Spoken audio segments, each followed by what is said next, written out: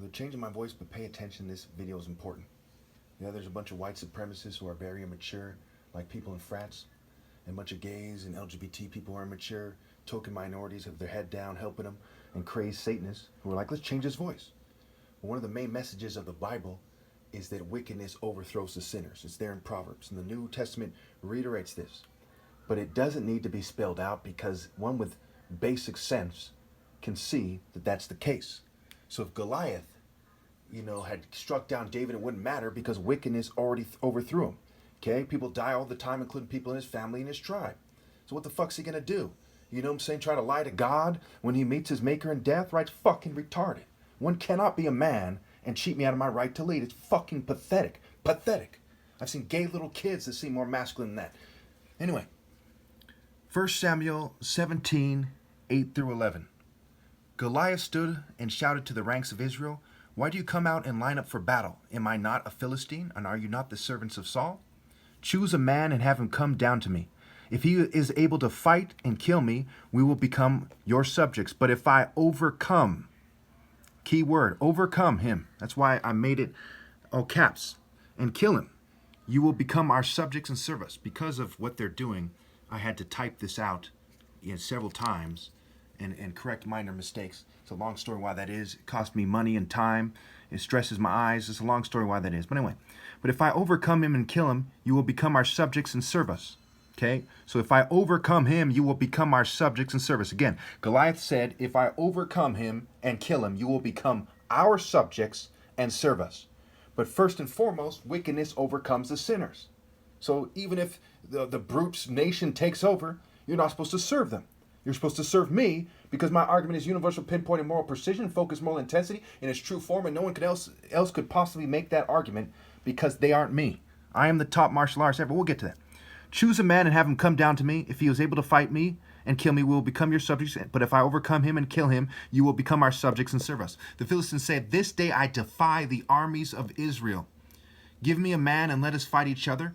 On hearing the Philistines' words, Saul and all the Israelites were dismayed and terrified, right? They lost heart. They were dismayed and terrified. Okay, later on in 1 Samuel 17, David cites that he defied the God of the armies of Israel, but right here it just says, this day I defy the armies of Israel. You see how it's the same thing. What spirit is the military in? This day I defy the armies of America, and they worship the devil. I don't, so no matter what happens, I've won. No shit. John 16:33. And of course, all the armies of the world, everyone else in the world, except for my parents, are blameless. I have told you these things so that in me you may have peace. In this world you have trouble, but take heart. But take heart, right? Love, courage, heart. I have overcome the world. Again, key word, overcome. And we'll get into how he overcame the world by being in the divine order and being morally precise. In the divine order. In the divine order. Okay? 1 John 5:3. In fact, this is love for God, to keep his commands. To keep his commands. That's love. The greatest commandment, remember, to love God with all your heart, all your soul, your mind, all your being. Okay? And to love your neighbors yourself is the next one. And also do unto others as you would have them do unto you. Would you cheat? Would you want, if you're the top martial artist ever, would you want to be cheated out of your right to lead and the admiration of potential wives by organized rape by deception scum and foul filth that pretend that they're right with God? They want to pretend that their families are decent. Okay? My goodness. They want to pretend your family isn't? Right? It's fucking retarded. Okay? It says, but take heart, I have overcome the world. Okay? In fact, this is love for God, to keep his commands, and his commands are not burdensome, for everyone born of God overcomes the world. So what allows them to overcome the world? Being born of God. So Goliath, again, cannot truly overcome David unless he was born of God, okay, which in terms of universal martial arts is character, right? Universal pinpoint and moral precision. If one isn't morally precise, it doesn't matter if they can do 100 flips in the air and jump over the fucking moon. Okay, it doesn't matter if they can take on 1,000 people by themselves. They're just a dumb piece of shit that is better off dead. I mean, who doesn't know this? Okay? Anyway, for everyone born of God overcomes the world.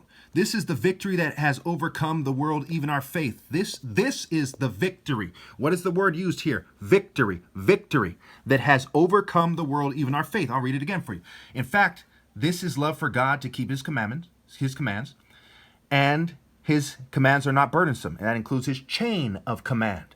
For everyone born of God overcomes the world. This is the victory that has overcome the world, even our faith. Not the Catholic Church, not the Protestants, not anyone else.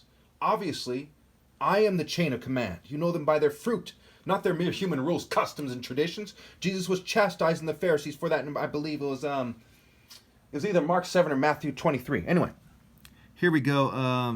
John 1:5. The light shines in the darkness, and the darkness has not overcome it.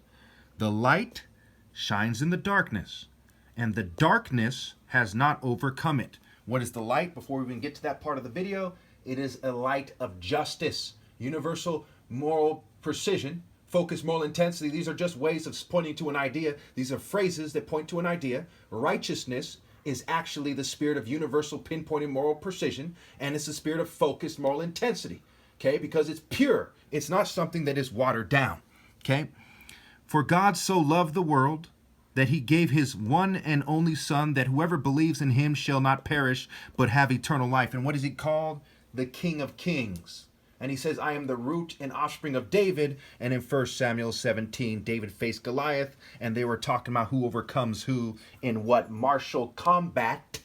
But it's the principles of martial combat first and foremost. And that's not all the gays and white supremacists and token minority church. Not a single church is valid. Okay? Again, so God sent his Son into the world so people could overcome the world by obeying God through him, is what it's saying. For God did not send his Son into the world to condemn the world, but to save the world through him. Whoever believes in him is not condemned, but whoever does not believe stands condemned already. So I don't have to go on and on and on about how you're condemned, because if you do not obey God through me, if you do not believe God sent me, you're of the devil and you're condemned already. Because they have not believed in the name. The word name is mean. What does it mean, right? Faithful and true. The mighty warrior, the mighty one, right? The good shepherd, the gate, the light of the world, the way, the truth, and the life, right? What does the name mean? What is the name of God?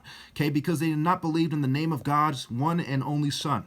This is the verdict. Now, they do things in a way that makes it so I sound annoying, right? So turn the volume down a little bit if you have to. Okay, but no, they're on some bitch-ass shit. If you people and your families and your spirits, my goodness, and their spirits, right, are so great, why the fuck do you got to confound my speech? That's some beta-ass, punk-ass, child-molesting-ass bitch shit.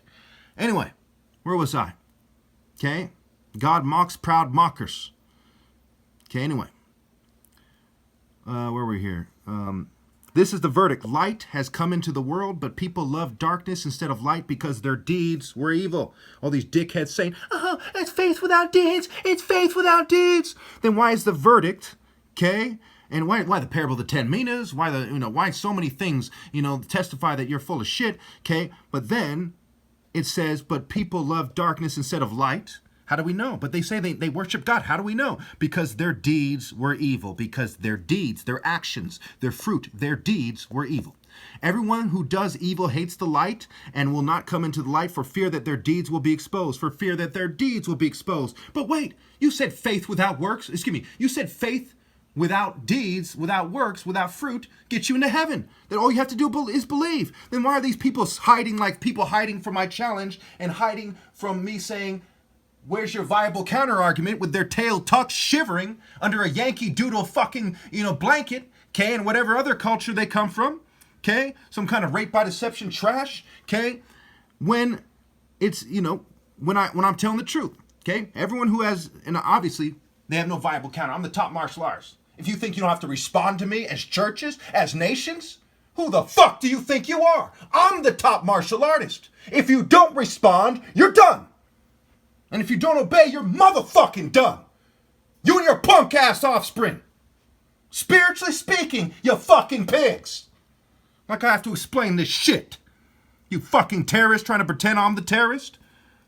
You who stood down. You who we stand in solidarity with all law enforcement. Even if they're fucking kids in the ass. Okay? It's fucking retarded. Anyway, where was I? People love darkness instead of light because their deeds will. Everyone who does evil hates the light and will not come into light for fear that their deeds will be exposed. Whoever lives by the truth comes into light so that it may be seen plainly that what they have done has been done in the sight of God. Isaiah 51:4. Listen to me, my people. Hear me, my nation. Instruction will go out from me. My justice will become a light to the nations. My justice will become a light to the nations. My justice, not my, our church, let's just white supremacy, LGBT, feminism, right left paradigm, controlled opposition outside the right left paradigm. No, you bitch ass motherfuckers. Cheating me out of my right to lead isn't doing God justice. So you walk in darkness with your fucking fairy pink Luciferian light. You boneheads, you know-nothings, you cowards. Isaiah 59:9, so justice is far from us, and righteousness does not reach us. We look for light, but all is darkness, for brightness, but we walk in deep shadows. So why do they have no light? You know, what comes with having no light? What must come with the light?